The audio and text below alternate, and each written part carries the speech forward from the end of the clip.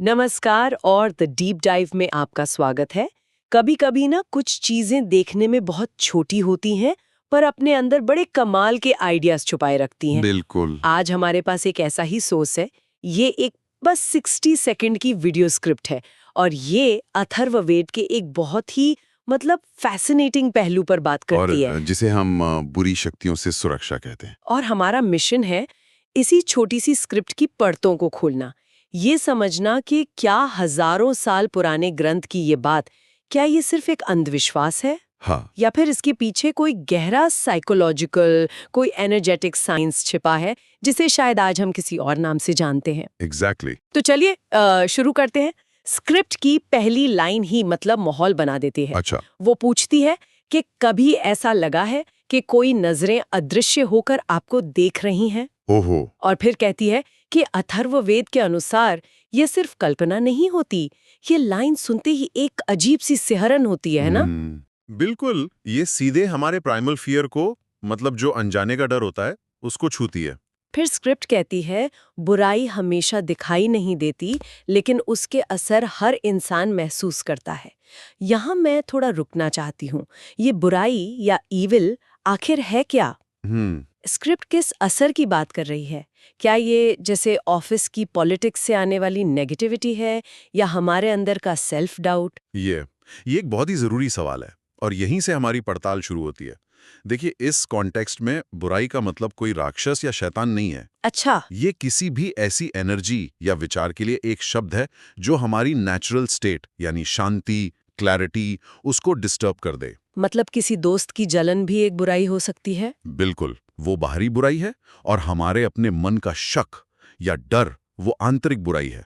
और सबसे दिलचस्प बात यह है कि अथर्ववेद दोनों के लिए एक ही तरह का समाधान बताता है। और वो समाधान है मंत्र। हाँ, स्क्रिप्ट के मुताबिक प्राचीन ऋषियों ने इन शक्तियों को समझा और उनके जवाब में मंत्र बनाए जो अंधकार को चीरकर रक्षा कवच बना देते थे। रक्षा कवच। ये रक्षा कवच का आइडिया मुझे बहुत पावरफुल लगता है। ऐसा लगता है जैसे ये कोई पैसिव प्रेयर नहीं बल्कि एक एक्टिव शील्ड। बिल्कुल, एक एक्टिव शील्ड बनाने की बात हो रही है। आपने सही पकड़ा है। रक्षा कवच का मतलब है कि हम हालात के विक्टिम नहीं हैं। हम सिर्फ बचाव नहीं कर रहे, बल्कि अपने चारों ओर एक ऐसा एनर्जी फील्ड बना रहे हैं जिसे नेगेटिविटी भेद ही नहीं सकती। अच्छा। मतलब ये एंशिएंट विजडम आपको पैसिव नहीं बल्कि एक्टिव और एम्पावर्ड महसूस करा रहा है। ये बहुत पावरफुल आइडिया है। ठीक है, यहीं पर स्क्रिप्ट एक बहुत बड़ा मोड़ लेती है जो मुझे सबसे ज्यादा सोचने पर मजबूर करता है। वो बाहरी सुरक्षा से बात को सीधा हमारे अंदर ले आती है। अथर्ववेद का एक कोट है, जहां मन स्थिर हो वहां बुराई हिल भी नहीं सकती। वाओ। ये तो पूरा गेम चेंजर है। हाँ, ये तो पूरा गेम ही चेंज कर देता है। और यही इस पूरे सोर्स का दिल है। स्क्रिप्ट से रक्षा का पहला कदम कहती है। पहला कदम। इसका मतलब है कि किसी भी बाहरी कवच या मंत्र से पहले सबसे बड़ी सिक्योरिटी हमारे अपने मन की स्टेबिलिटी है। सुरक्षा बाहर से नहीं आएगी, वो अंदर से शुरू होगी। ये सुनने में तो बहुत एम्पावरिंग लगता है कि एक शांत मन एक ढाल है, लेकिन क्या ये थोड़ा विक्टिम ब्लेमिंग जैसा नहीं है? कैसे? मतलब अगर कोई व्यक्ति पहले से ही तनाव या एंजाइटी में है तो क्या इसका मतलब ये हुआ कि उसकी अपनी गलती है कि वो नेगेटिविटी को अट्रैक्ट कर रहा है? ये थोड़ा कठोर लगता है। बहुत शानदार सवाल पूछा आपने, और ये एक बहुत कॉमन मिसअंडरस्टैंडिंग है। इसका मतलब ये बिल्कुल नहीं है कि अगर आप परेशान हैं तो ये आपकी गलती है। तो फिर? इसका मतलब सिर्फ ये है कि जब हमारा मन अशांत होता है तो हम बाहरी प्रभावों के लिए ज्यादा वल्नरेबल, ज्यादा संवेदनशील हो जाते हैं। अच्छा, जैसे? इसे ऐसे समझिए, जब हमारी इम्यूनिटी कमजोर होती है तो हम बीमारियों को ज्यादा आसानी से पकड़ लेते हैं।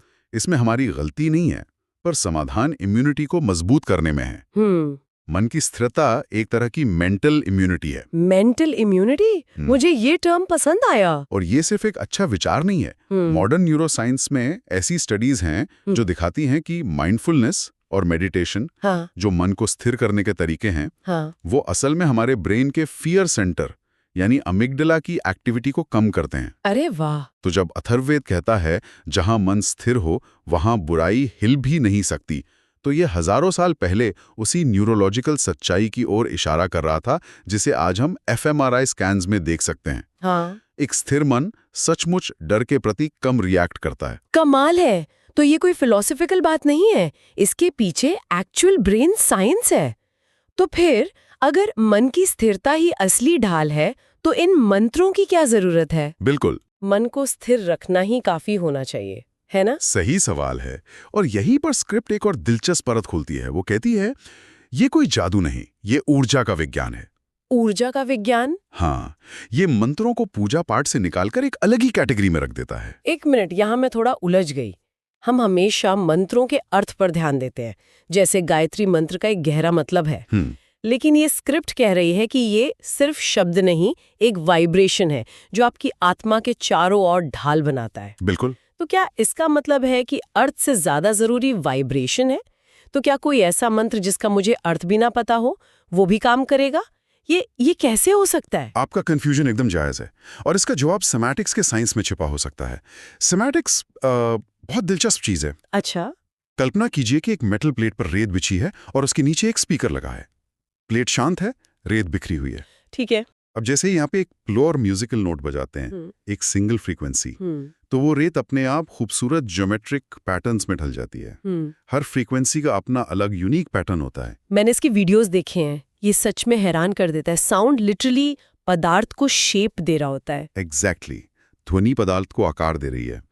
अब स्क्रिप्ट ये कह रही है कि मंत्र भी ठीक यही करते हैं, लेकिन रेत पर नहीं, बल्कि हमारी आंतरिक ऊर्जा पर। हमारी ऊर्जा पर? हाँ, जब हमारा मन अशांत होता है तो हमारी इंटरनल एनर्जी उस बिखरी हुई रेत की तरह होती है, कियोटिक, बिना किसी पैटर्न के। स्क्रिप्ट के अनुसार एक मंत्र एक स्पेसिफिक प्योर फ्रीक्वेंसी है।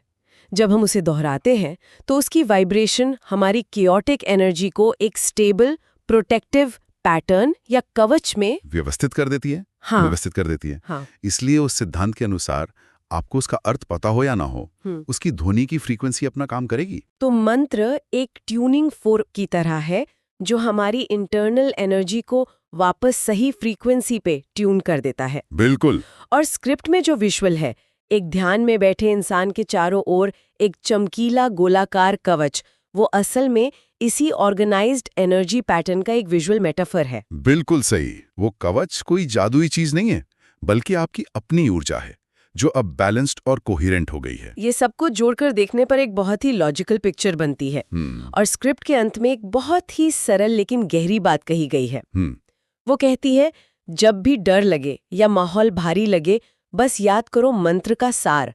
अंधकार चाहे कितना भी गहरा हो, एक छोटी सी ज्योति उसे मिटा देती है। और ये लाइन पूरी चर्चा को एक साथ बांध देती है।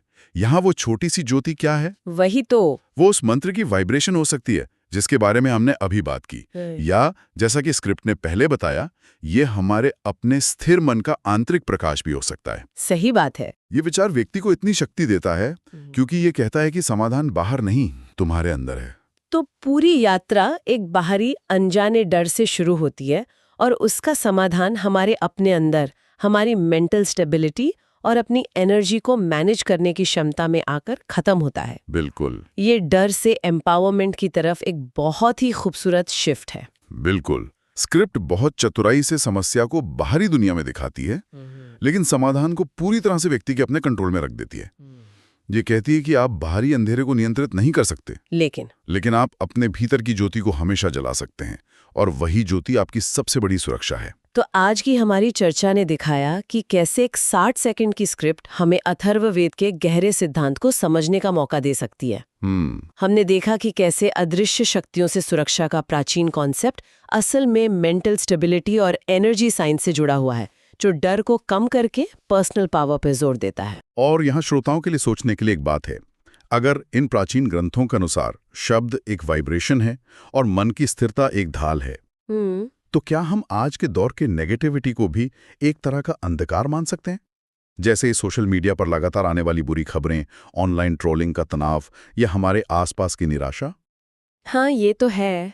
और अगर ऐसा है, तो क्या ये प्राचीन ज्ञान उस मॉडर्न अंधकार से निपटने के लिए एक ज्योति का काम कर सकता है? क्या अपने मन को स्थिर रखना और पॉजिटिव वर्ड्स या विचारों को चुनना आज के डिजिटल शोर में हमारा रक्षा कवच बन सकता है?